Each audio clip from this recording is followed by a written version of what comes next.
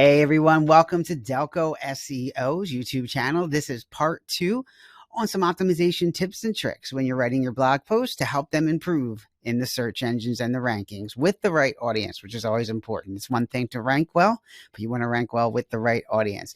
So this is the second part in the series. If you haven't watched the first part, this is kind of a tie off of that. So feel free to do that and subscribe to our YouTube channel, or you can visit our website, www.delcoseo.com.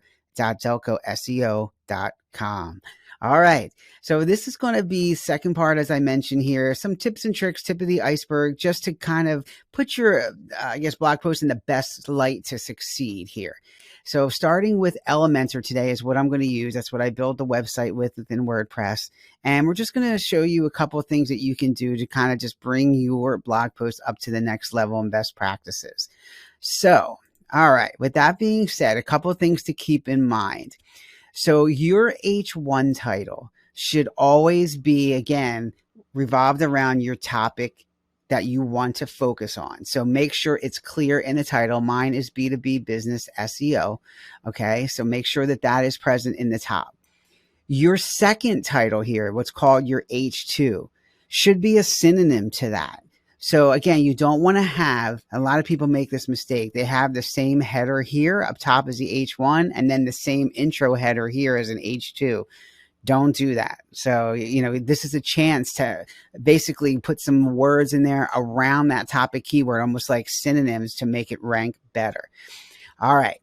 So with that being said, you want to mark these also as an H2. So you can see here on the side, it's marked as an H2. Think of it again as like the table of contents, as I talked about in the first video, right? This is going to be the main topic, kind of the main header, and this is going to be the subheader like underneath it.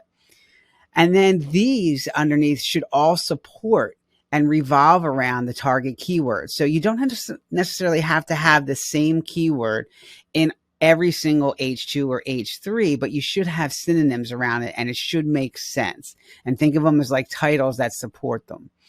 The other thing you want to do is you want to have the title keyword mentioned early and often. So what that means is don't stuff it, don't do it too much, but it should be mentioned early on, preferably in the first paragraph or sentence or two of the article. So you can see here, I mentioned B2B. I mentioned it also here with some other options. B2B SEO is mentioned here. So always a good idea to do it first early on and mention it early on. All right. The other part that you want to think about is you also want to have the most important links towards the top of the page. So Google will give preference to those links which are higher up in the article because they will think that it's more important. So think about that when you're writing your article. Any type of internal links or external links that you can supply, especially higher up, are going to have more relevance and more importance.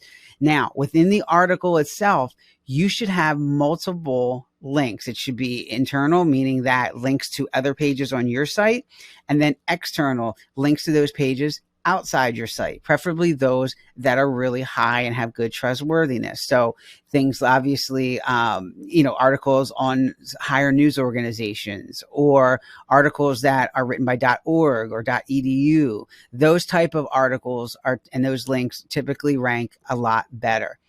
So one thing to think about here when you're doing your links, you always want to remember that you're going to group it by topic, right? So think of your blog topics as like clusters. So if I'm writing B2B SEO, maybe I have 5 articles on B2B SEO. So what I'm going to want to do is link those articles together. So something here that I can say, okay, here's a nice mention of B2B SEO, enhance your B2B SEO. So if I have a blog article on that topic, I'm going to want to link that so that it makes sense and that it ties it together. And it's really easy to do that. So all you would do is you come over to the side here and you'd find the link that you want. Here it is right here. So something like this. And then what you can do is you can click on this link and then just add it in here. Another thing that you want to do is you also want to make it open up in a new tab. So whatever link that you put in here, you want to make it open a new tab so people don't lose their place when they're reading your article. Again, remember, it's all about user experience. So always a good idea, open it up, have it open up in a new link so that they don't lose their place when they're reading the article. All right, especially to external links. Like if you're going outside your website, you really want to make sure that box is checked. All right. Some of the other things that you want to do here when you're going down the page, you want to also make sure that all of your images are in what's called WebP format. And what I mean by that is WebP format is image format similar to like a JPEG that is made for web only. And it's a really good thing. It's a simple plugin if you use something like Photoshop. If you're using Canva, you also can translate it to a WebP format from there. Really easy to do. So if I just wanted to add some media here, you can see that there'll be several medias that has like this WebP extension to it. Number one, the file size is smaller and you don't lose quality. You really want to be under like 80 to 100 KB. Anything over that is really not good. If it's a banner image, it can be a little more, maybe 100 to 200 KB. But when you start getting over 250 KB, really not a good size for web and not in a good format. The other thing that you want to do is you want to make sure that the images are the right size before you put them in. Anytime that you go into a blog article and you have to set the size here, and what I mean by that, for example, you can see here, like some people tend to shortcut this and say, oh, well, I'll just make it any size and then just adjust it in here. Well, that makes your page load slower because actually what it has to do is render that on the server and then serve it back out. So that just makes things slower. So why not take that pressure off? Do it right away. If it's 600 by 600, just make it that, put it in, upload it, and make it WebP format and be done. You will be much, much happier with that. Bonus points also for video. You want to make sure that if you put video in a blog post that supports your cause, that also is bonus points. Now, the other thing that you want to do when you're doing a video is you want to make sure that you use an image. So what I did here is I just created a little image with a play button that looks like it's a YouTube clip. And all you need to do is just link that to the YouTube channel or the YouTube video, whatever you want to do. And you can see the URLs like right here that you can do. And you can just link it to directly to the video that you want to show someone. What that does is, again, it saves server resources. When you embed a YouTube video onto a website or blog post, it slows down that page loading significantly. So you just want to make sure that it's set, it's ready to go, and that it's just an image rather than an embed video.